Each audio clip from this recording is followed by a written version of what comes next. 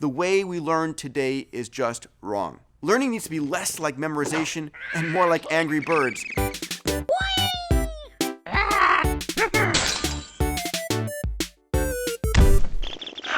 50% of school dropouts name boredom as the #1 reason that they left. How do we get our kids to want to learn? The challenge is, in the old-style educational system, you start at an A, and every time you get something wrong, your score gets lower and lower and lower.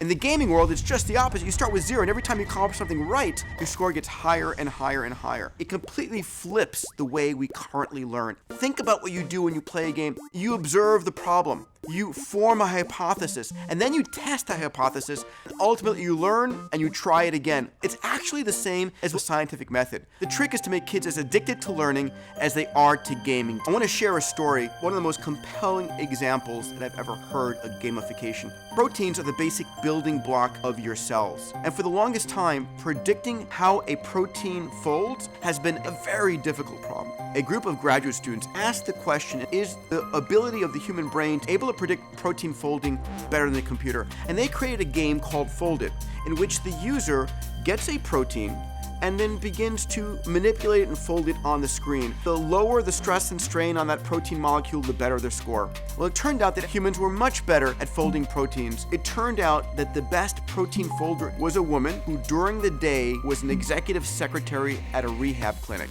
and who at night became the best protein folder on the planet.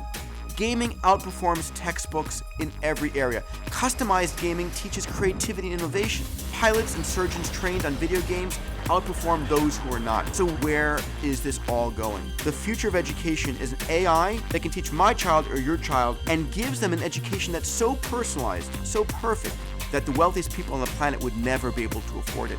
That's a future in which education is much better than we can possibly ever imagine.